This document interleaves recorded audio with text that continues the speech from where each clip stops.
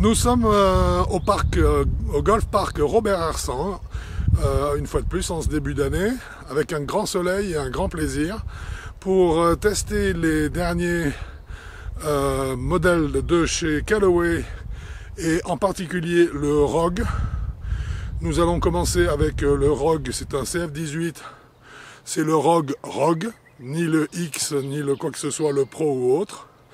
Un club très intéressant qu'on va tester avec un manche acier. Il s'agit d'un True Temper XP 95 grammes en stiff pour notre test d'aujourd'hui. Écoutez, on va essayer ça et puis on va vous dire ce qu'on en pense et tous les progrès qui ont été faits cette année par Callaway sur ce modèle qui est un de leurs modèles phares.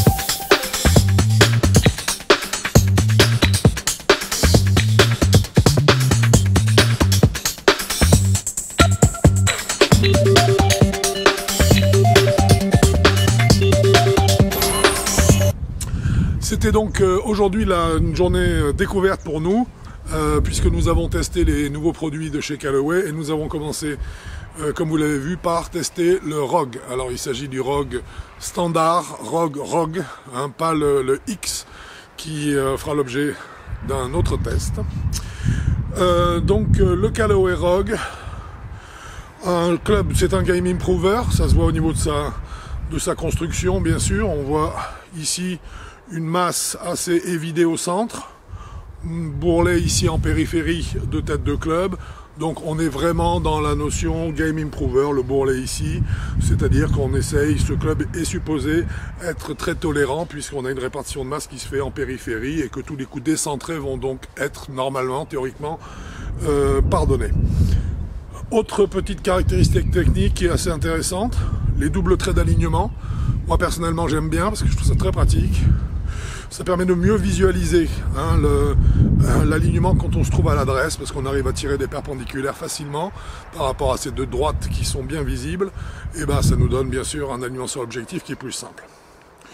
Toujours au niveau construction, pas mal pour un game improver. La largeur de la semelle n'est pas excessive. Je trouve que c'est assez bien. Il y a eu un petit effet esthétique qui a été fait en plus. Vous le voyez peut-être, on a une partie qui est assombrie ici. C'est pour donner un visuel encore plus étroit en fait sur la semelle du club, pour qu'on ait de moins en moins une sensation d'un club un peu pâteau, comme c'est souvent le cas dès qu'on est sur les game improvers. On a un offset ici qui est assez marqué. Donc on voit bien le décalage de la tête de club par rapport à l'axe du manche. L'offset, même s'il y a un certain débat, je dirais, autour de ce point-là, reste un élément qui favorise l'élévation de la balle. On en parlera tout à l'heure, c'est assez intéressant, parce que c'est un club qui m'a relativement surpris à ce niveau-là. On verra pourquoi dans un petit moment. C'est une tête de club qui, a priori, n'est pas forgée.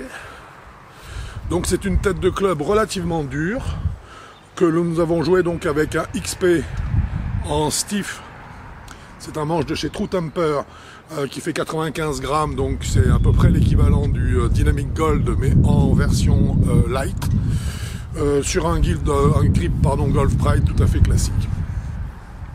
Pour en revenir à cette tête de club, on a également le système Cup Face 360. C'est noté ici en tout petit si vous le voyez. Vous ne le verrez pas, je pense pas. C'est un système qui fait qu'en fait on a, je dirais, toute une partie qui inclut la zone de frappe, qui vient reposer sur la totalité de la périphérie, qui vient reposer sur la totalité en fait de la périphérie du club. Elle vient par-dessus se prendre. C'est intéressant au niveau dynamique également pour la raison que cela va permettre une restitution, ou en tout cas un travail de l'onde de choc qui va être un petit peu plus total, je dirais, sur la périphérie du club. Plus de remontée de sensations, c'est supposé donner un petit peu plus de feeling, en plus du fait de permettre de travailler sur la finesse de la phase de club. C'est théoriquement une phase de club qui est très fine, qui nous a été proposée pour ce modèle Rogue pour 2019 par Callaway.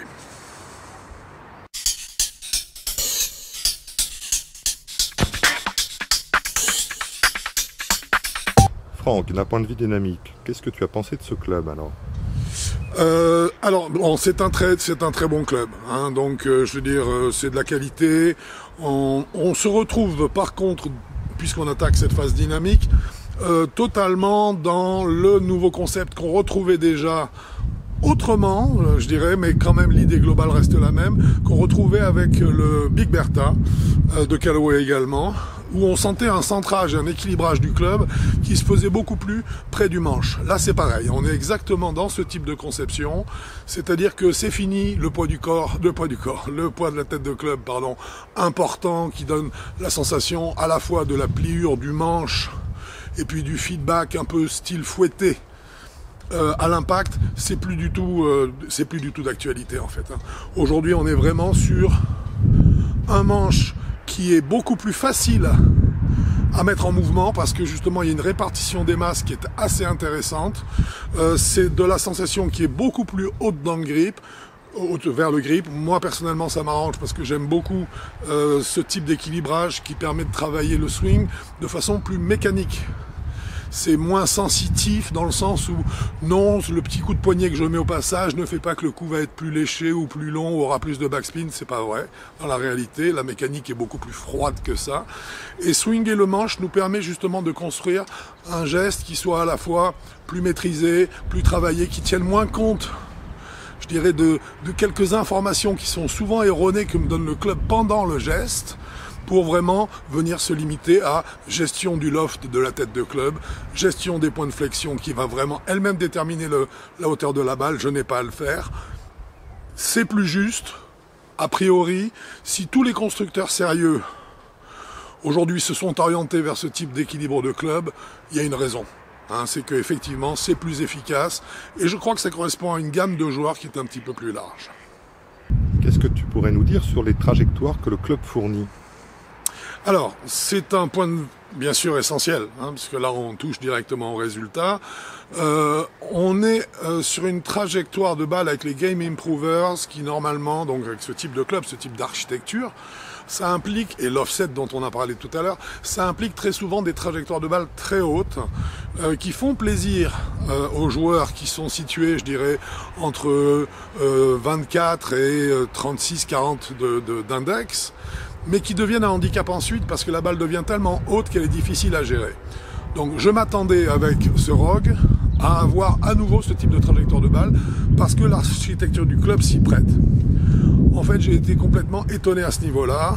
Les trajectoires sont beaucoup plus tendues, beaucoup plus rectilignes, c'est-à-dire qu'en fait on a une balle qui est beaucoup plus perforante et non pas une balle exponentielle qui perd son énergie en grimpant vers le ciel comme une fusée et qui retombe généralement assez vite.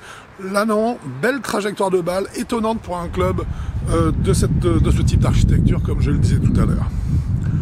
Concernant la puissance, on ne se ment pas, on est absolument dans la norme. C'est un club qui n'est pas plus puissant qu'un autre, il est simplement très facile à manier parce que très bien équilibré et il produit une très belle trajectoire de balle.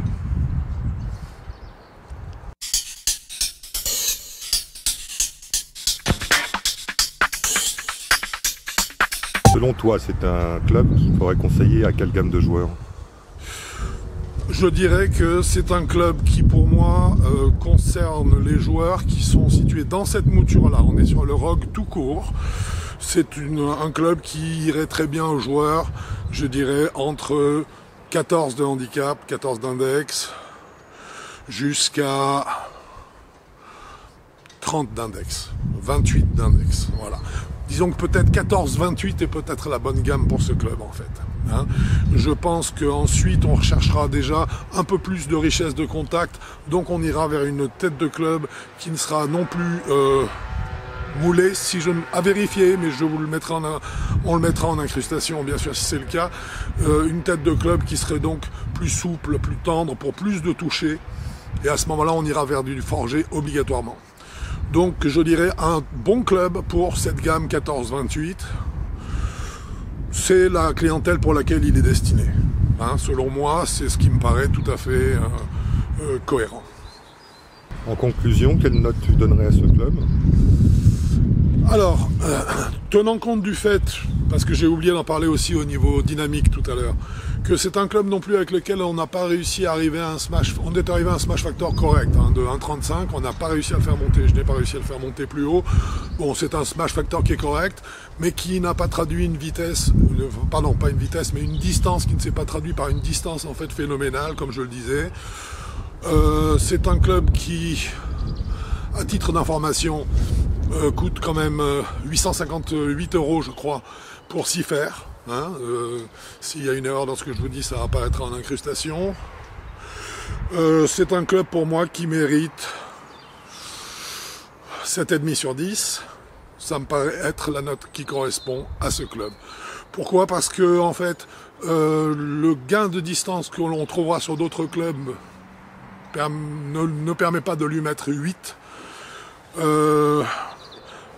La cup face pardon, à 360 degrés qui amène une phase de club ultra fine ne s'est pas traduit non plus pour moi par un gain de distance impressionnant. Donc voilà, 7,5, ça me paraît être une note tout à fait cohérente pour ce ROG standard. C'est le ROG de base de chez Callaway pour 2019. Alors vous n'avez pas reconnu aujourd'hui au niveau de la voix qui posait des questions, vous n'avez pas reconnu la voix de Quentin, parce qu'il ne s'agissait pas de Quentin, il s'agissait de Tanguy Simon qui est un de nos collaborateurs sur Avigolf et qui donc m'a assisté toute cette journée pour vous livrer des tests qui j'espère vous auront intéressé. Tu as peut-être un petit mot à nous dire, mon cher Tanguy? Eh bien, écoute, je te remercie, Franck, de m'avoir fait partager cette journée de test sur ce magnifique Golf de Robert Hersant. Et j'espère que j'aurai l'occasion de refaire quelques vidéos avec toi. Et peut-être avec Quentin en même temps. Voilà. Bon golf à tous. Au revoir.